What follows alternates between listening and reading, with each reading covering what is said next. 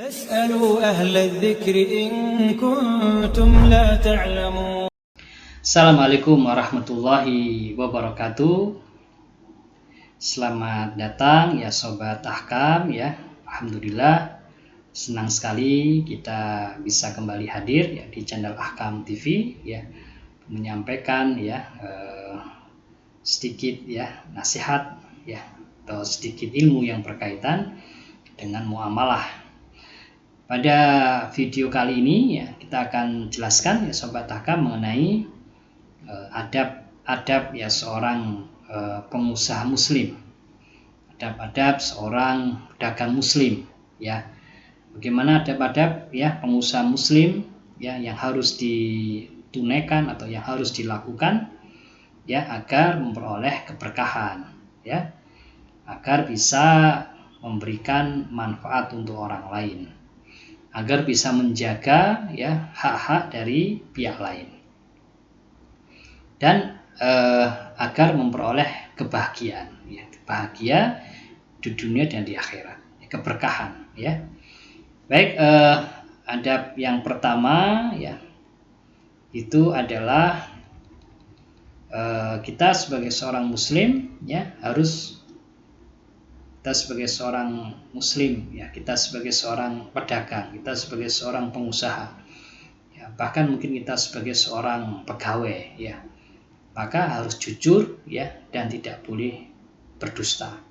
Nah, itu yang pertama ya.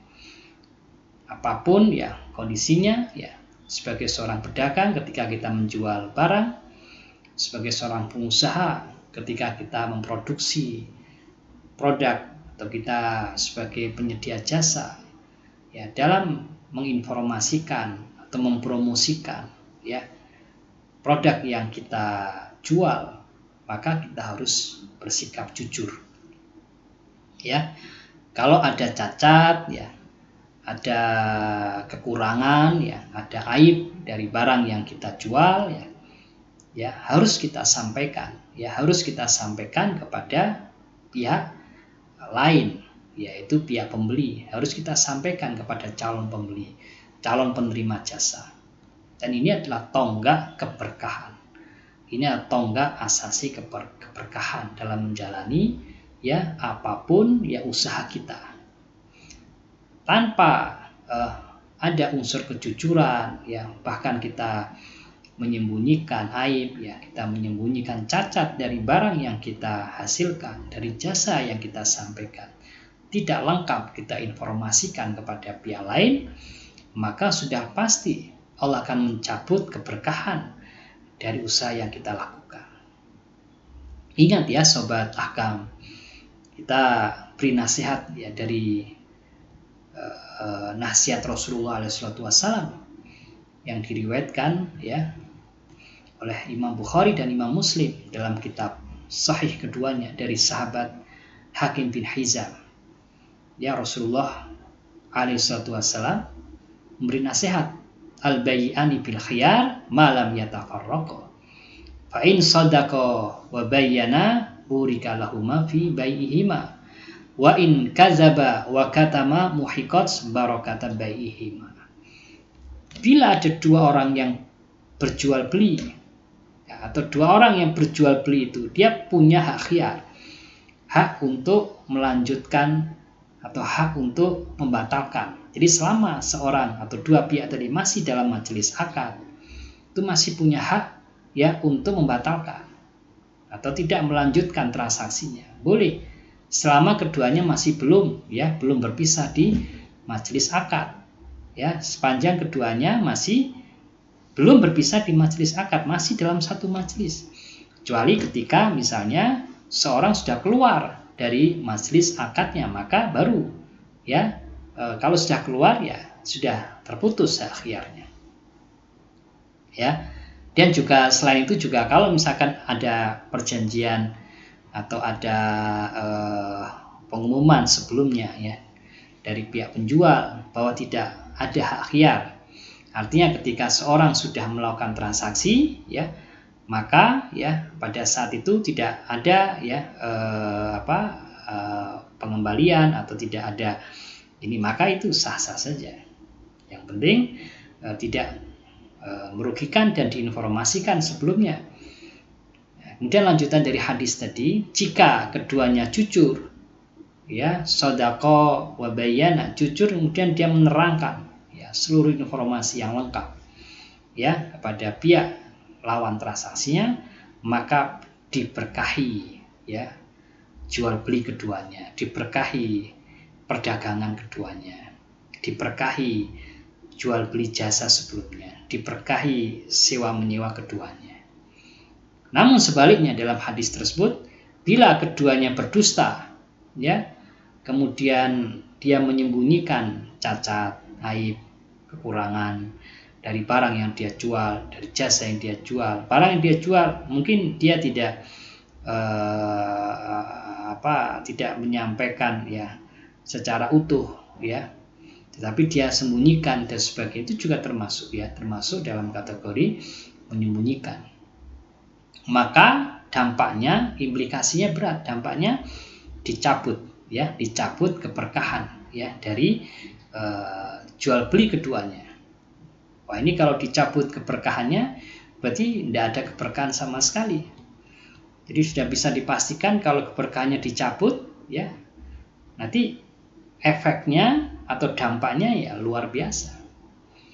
Ya, banyak pembeli yang nanti akan lari ya, kemudian usahanya bisa dipastikan akan rugi ya karena omsetnya akan berkurang, bahkan penghasilannya tidak akan mampu untuk menutup usahanya.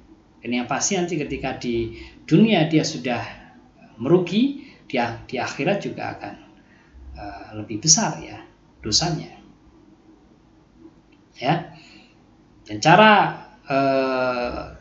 Allah untuk mencabut keberkahannya itu ya sangat mudah bagi Allah, dan dengan apapun ya cara atau apapun jalannya, apalagi di tengah kondisi atau di tengah model-model jual beli sekarang ya, jual beli secara online ya, maka mudah ya jalan untuk melakukan kedustaan, yang mudah jalan untuk menyembunyikan aib barang ya, dan juga mudah juga bagi pembeli untuk protes ya, bisa disampaikan ya, bisa di-sharekan ya oleh pihak pembeli tadi, bisa di-share ke medsos yang dia miliki, sehingga nanti pasti akan ada ya banyak masyarakat ya untuk ya bersama-sama ya, intinya tidak membeli ya dari produk tersebut ya. Itu yang pertama ya, berkaitan dengan kewajiban ya untuk bersikap jujur ya, bersikap jujur dan tidak dusta apapun ya profesi kita ya. Kemudian yang kedua, memudahkan dan toleran.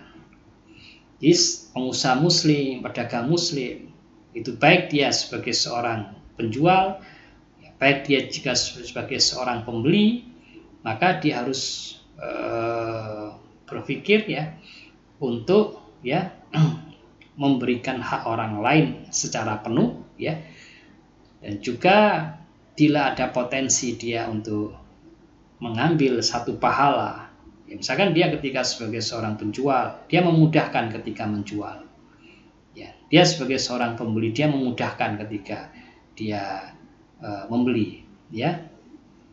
Kemudian juga ketika dia menagih hutang ya, atau menagih piutangnya kepada debitur atau kepada pembeli yang melakukan jual beli secara kredit, maka dia memudahkan ya. Ada hadis ya dari Jabir bin Abdullah bahwasanya Rasulullah SAW bersabda, rahimallahu rajulan samhan idza ba'a ya, samhan idza ishtara, samhan idza iqtada. Allah merahmati seorang yang memudahkan ketika menjual, memudahkan ketika membeli, dan juga memudahkan ketika dia menagih haknya. Dia punya hak pada orang lain, tapi dia menagihnya dengan cara yang baik. Dan dia berikan udzur apabila pihak pembeli atau pihak lain tidak mampu untuk melunasi. dia memudahkan ketika dia menjual, ya dia harus memudahkan ketika menjual, ya ketika pihak pembeli ya mengalami kesulitan, maka dia berusaha untuk memudahkan dalam metode pembayarannya. Yang penting disepakati di awal, ya tidak melakukan hal-hal bahkan yang merugikan orang lain, tapi ini memudahkan, ya dalam arti berarti tingkatannya sudah di atas yang dia tidak hanya sekedar tidak curang, tapi dia memudahkan orang lain. Tingkatannya lebih bagus, ya lebih tinggi tingkatannya. Dan juga ketika membeli, maka dia membeli dengan baik, ya dengan memudahkan, dengan toleran. Intinya di sini dengan adanya sikap yang demikian itu bisa meningkatkan, ya kepedulian, empati kepada sama muslim, menumbuhkan ya rasa persaudaraan yang kuat, saling mencintai di antara kaum muslimin. Kemudian yang ketiga adalah bersikap adil dalam menakar, ya, adil dalam menimbang. Sikap ini bila ditunaikan, ya itu akan berdampak yang sangat baik, ya bagi pihak yang melakukannya, karena dia mampu untuk memenuhi hak orang lain. Dia menjauhi dari unsur ketidakadilan atau kezaliman, sehingga pasti usahanya akan diberkahi dan dia akan mendapatkan ridho dari Allah Subhanahu wa ta'ala. Allah berfirman dalam surah Al-Mutaffifin, wailul lil mutaffifin alladzina idza talu 'alan nasi yastawfun wa idza kaluhum aw wazanuhum yukhsirun. Ya, sungguh celaka atau kecelakaan yang besar bagi orang-orang yang curang. Siapa orang-orang yang curang itu? Itu orang-orang yang bila dia menerima takaran dari manusia, bila dia membeli atau dia menerima takaran, dia ingin dipenuhi. Tapi bila mereka menakar, ya atau mereka menimbang, mereka mengurangi. Ini orang-orang yang curang, ya dalam bertransaksi, ya dalam melakukan jual beli, apakah dia sebagai seorang penjual atau sebagai seorang pembeli. Kalau dia pembeli, ingin dipenuhi, bahkan melebihi haknya, ya melebihi haknya tanpa ada keridhaan dari pihak penjual. Dan ketika dia menjual, dia mengurangi. Ya ini orang-orang yang curang, ya orang-orang yang curang. Jadi hendaknya pedagang muslim, pengusaha muslim tidak boleh ya mengurangi takaran. Ya bukan sebagai seorang yang mutaffif. Ya, kalau lebih luas lagi itu tidak hanya pada perdagangan, tidak hanya sebatas penjual dan pembeli. Kalau dia penjual yang curang, dia mengurangi haknya pembeli. Kalau dia pembeli, dia curang, dia melebihkan haknya pembeli.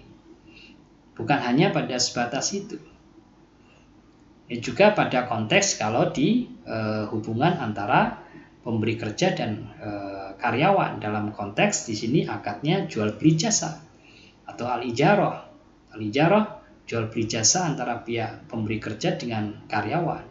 Pihak pemberi kerja, ya dia memberikan beban kepada karyawannya, ya kemudian dia tidak menunaikan haknya karyawan, ya tapi dia membebani ya di luar tugas dan tanggung jawab yang seharusnya. Itu mutaffif. Jadi pemberi kerjanya mutaffif. Ya dia hanya berupaya ya untuk pegawai tadi menunaikan kewajibannya, tapi tidak pernah perusahaan tersebut ya menunaikan haknya atau mengurangi haknya atau menunda pembayaran hak karyawan. Ya demikian pula bagi sisi karyawan atau pegawai, ya dari si karyawan atau pegawai sebaliknya, ya dia berupaya untuk ya meminta haknya, tapi dia tidak pernah menunaikan kewajibannya. Dia hanya menuntut hak tapi tidak pernah melakukan kewajibannya. Ya maka ini masuk kategori mutaffif. Berbeda halnya kalau pegawai tadi sudah melakukan kewajibannya, ya sudah menjalankan tugas dan tanggung jawabnya, kemudian pihak pemberi kerja mempersulit, ya pihak pemberi kerja menunda haknya, maka dia boleh menyampaikan, dia boleh menuntut haknya, karena itu bagian dari upaya ya untuk memenuhi haknya dia yang harus ditunaikan oleh pihak lain.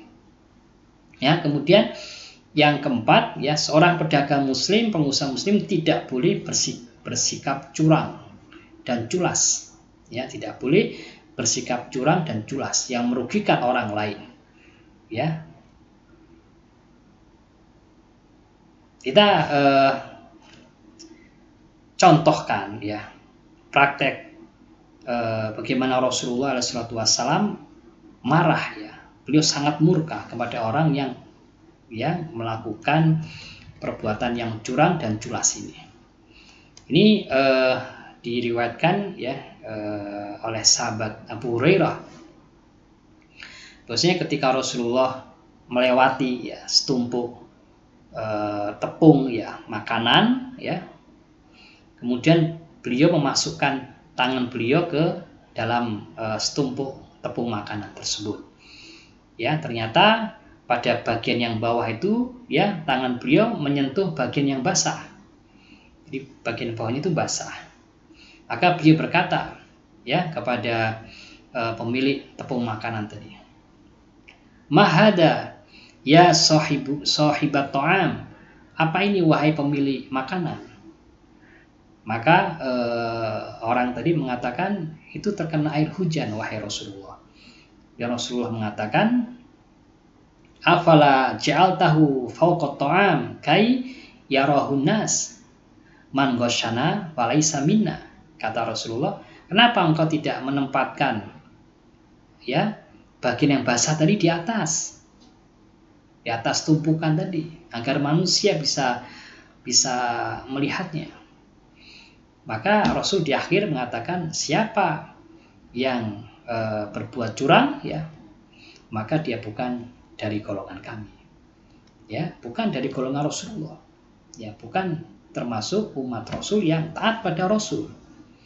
Ya, jadi kalau kita ingin dikatakan taat kepada Rasulullah alaihissalatu wassalam, ya, menunaikan apa yang beliau nasihatkan, yang beliau sampaikan, ya, maka kita harus ya taat, tunduk patuh pada Rasulullah. Maka ketika seseorang tadi yang tidak melakukan apa yang diperintahkan oleh Rasul agar tidak ya bersikap curang dan culas, maka kalau dia tidak melakukan itu ya, maka dia termasuk dalam kategori orang yang curang dan culas, dan itu bukan termasuk dari umat Rasul yang taat kepada beliau. Dan yang kelima, ketika seseorang itu sudah melakukan akad, ya, maka pedagang atau pengusaha muslim yang sudah berakad, maka sesuai ya dengan ayat walladzinahum li amanatihim wa ahdihim ra'u, orang-orang yang menjaga amanah-amanah dan janji mereka. Demikian pula ya di dalam tadi surah Al-Mu'minun ayat 8, surah Al-Isra ayat 34, wa aufu bil ahdi innal ahda kana mas'ula, dan penuhilah janji karena sesungguhnya janji itu pasti akan dimintai pertanggungjawaban.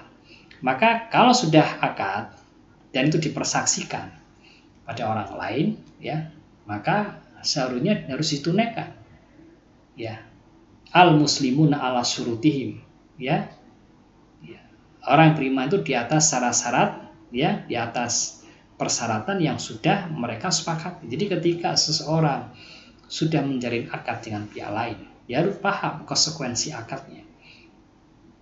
Ya, maka seorang muslim, seorang pedagang muslim, seorang pengusaha muslim, seorang pegawai muslim harus paham apa konsekuensi dari akad yang sudah dia jalin itu, yang sudah disepakati, yang sudah diperjanjikan. Kalau dia sebagai seorang penjual, maka ketika dia berakad, maka dia harus menjalankan kewajibannya sebagai seorang penjual.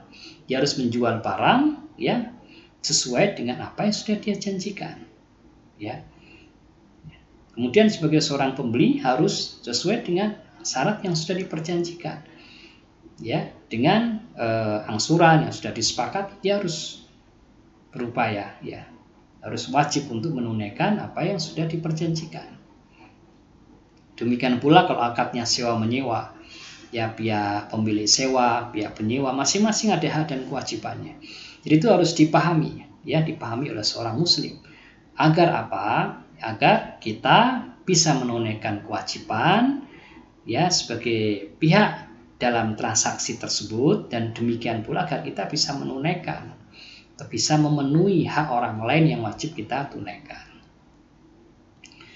Kemudian berikutnya yang nomor 6, ya di antara sebab larisnya barang dagangan yang dijual itu karena ada sumpah palsu, ya maka seorang pedagang muslim ya tidak boleh mengucapkan sumpah palsu, ya selain karena mengandung kedustaan, ya kezaliman, ya merugikan orang lain, dan juga ini ancamannya sangat berat, ya ancamannya sangat berat karena menunjukkan betapa jahat dan nista perbuatan yang demikian.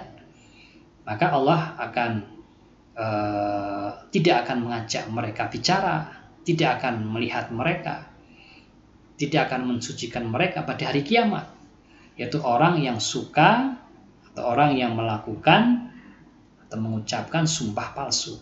Itu ada 3 golongan manusia yang Allah tidak akan mengajak bicara mereka, tidak akan melihat mereka, dan juga tidak akan mensucikan mereka. Itu salah satunya adalah ya orang yang mengucapkan sumpah palsu, melariskan barang dagangannya dengan sumpah yang dusta, sumpah yang palsu. Maka dihindari yang demikian itu, ya hindari, berusaha untuk jujur, ya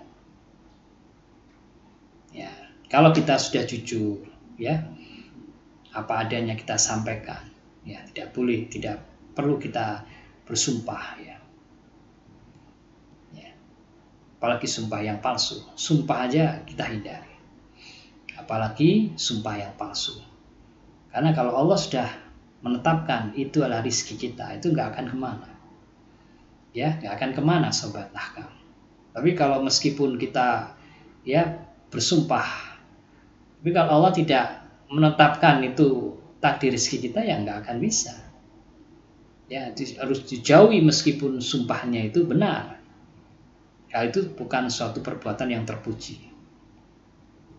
Karena awalnya mungkin dia benar, ya bersumpah, tapi kemudian dia akan terus ya terbiasa dengan hal-hal tersebut, mengucapkan sumpah yang nanti bisa jadi pada suatu saat dia akan masuk pada sumpah yang dusta. Baik mungkin awalnya sumpah dustanya nggak sengaja, tapi bisa nanti lama-lama menjadi sengaja. Wahfadu aimanakum, ya Allah berfirman, ya dan jagalah sumpah-sumpah kalian, ya. Kemudian yang ke-7, ya tidak menjual atas jualan saudaranya sama pengusaha, sama pedagang.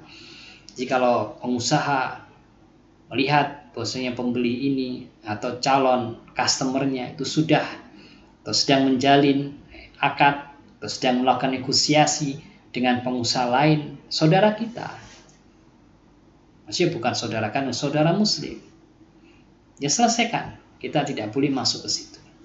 Selesaikan, ya. Kalau memang selesai akadnya jalan, kalau memang sudah selesai akadnya batal, baru kita bisa masuk. Ya, bai alal bai. Ini istilahnya bai alal bai. Jual beli di atas jual beli. Tidak boleh jualan di atas jualan saudaranya. Ditunggu aja sampai selesai. Hikmahnya, ya, agar kita tidak masuk pada perkara-perkara yang bisa merusak ya hubungan persaudaraan sama muslim, bisa menimbulkan percecokan, bisa menimbulkan permusuhan. Ya kalau ya kita masuk pada dua pihak yang sedang bertransaksi, ya kita menawarkan dengan harga yang lebih murah, ya atau menawarkan ya dengan harga yang sama tapi produk yang lebih bagus dengan atau jasa yang lebih lengkap. Atau masuk juga pembeli lain masuk ke situ. kedua pihak yang sedang bertransaksi. Pembeli yang lainnya itu dia mau untuk membeli barang dengan harga yang lebih mahal ya daripada yang sudah, sehingga bisa dia janji untuk membeli dengan harga yang lebih tinggi daripada yang dia penjual itu tawarkan pada pembeli yang sebelumnya. Jadi dilarang ya. Rasul alaihissalam menjelaskan larangan itu dalam hadis riwayat Muslim dari sahabat Abu Hurairah. La yabi' ba'dukum ala bai'i ba'din. Ya. Janganlah sebagian kalian menjual di atas jualan saudaranya. Demikian pula meskipun bukan saudara muslim juga tetap dilarang ya. Kemudian juga adab yang lain ya, bahwasanya seorang tidak boleh menjual barang yang tidak dimilikinya, tidak menjual barang sebelum menerimanya, dan juga mau menerima pengembalian barang dari si pembeli kalau memang pembeli melihat ada unsur cacat, ada unsur kekurangan, ya, maka dikembalikan oleh pihak pembeli. Maka pihak pedagang muslim, pengusaha muslim, ya menerimalah pengembalian barang tersebut. Ya, harus legowo ya. Jadi tidak menjual barang yang tidak dia miliki, karena itu ada larangan. Ya. Demikian juga larangan tidak boleh menjual barang sebelum dia terima, karena di sini nanti berkaitan dengan haknya pembeli. Ya. Karena bagaimana seorang penjual mampu memenuhi haknya pembeli kalau dia menjual barang yang tidak dimiliki? Dia nggak punya kuasa atas barang yang dia jual. Ya, dia tidak mengambil resiko. Ya, dia tidak punya kepemilikan penuh atas barang tersebut. Bagaimana dia mampu untuk memenuhi haknya orang lain kalau terjadi cacat dan yang lain? Itu bagian juga dari adab yang harus ditunaikan sebagai seorang pedagang dan seorang pengusaha muslim. Sebagaimana sebuah hadis yang sahih, Rasulullah bersabda, "La tabi' ma laysa indak." Jangan kau jual barang yang belum kau miliki. Demikian pula Rasul dalam hadis riwayat Imam Ahmad, An-Nasa'i dan selainnya di Sahih Syekh Muhammad Nasiruddin Al-Albani dalam Sahihul Jami', Rasulullah bersabda, "Idza staraita mabi'an fala tabi'hu hatta taqbidah." Apabila engkau membeli sebuah barang yang dijual, maka jangan engkau menjualnya sampai engkau menerimanya. Itu bagian dari adab juga yang harus ditunaikan sebagai seorang pedagang muslim. Dan yang terakhir adalah bersikap qanaah dengan apa yang Allah berikan. Apa yang Allah beri, ya, itu kita harus qanaah sebagai seorang muslim, ya. Ya, jadi kita tidak hanya melihat ini nilainya kecil, enggak. Itu semuanya adalah rezeki yang Allah berikan kepada kita, dan itu adalah yang terbaik yang Allah berikan kepada kita, maka harus kita terima semuanya. Kita banyak bersyukur dan qanaah meskipun sedikit dari apa yang Allah berikan. Dan kemudian kita banyak bersyukur kepada Allah Subhanahu wa ta'ala. Yang penting ya, rumusnya adalah usaha yang kita lakukan itu usaha yang halal. Ya, adab-adabnya sebagai seorang pengusaha muslim sudah kita lakukan. Jadi rezeki yang sedikit itu tapi berkah, itu akan memenuhi ya kebutuhan keluarga kita, akan memberikan kepuasan, kebahagiaan bagi orang lain, yaitu pihak pembeli. Tidak ada pihak yang dirugikan karena haknya semuanya terpenuhi, bahkan kita bisa di atas hak orang lain tersebut, memenuhi di atas haknya. Demikian Sobat Ahkam TV yang berkaitan dengan adab-adab pengusaha muslim, adab-adab pedagang muslim, ya. Semoga kita semuanya ya diberikan kemudahan untuk merealisasikan beberapa adab tersebut, ya, sehingga ya harta kita berkah, sehingga kita bahagia ya dunia dan akhirat. Dan yang paling penting, yang terakhir, kita qanaah dengan apa yang Allah berikan ya, dan banyak bersyukur atas limpahan rezeki, limpahan nikmat yang lain yang Allah berikan kepada kita. Semoga bermanfaat pada sobat Ahkam semuanya. Insyaallah kita lanjutkan ya pada video selanjutnya di channel Ahkam TV. Saya akhiri. Assalamualaikum warahmatullahi wabarakatuh. La ilaha illallah Muhammadun Rasulullah alaihi salatullah wa alihi wal ahibba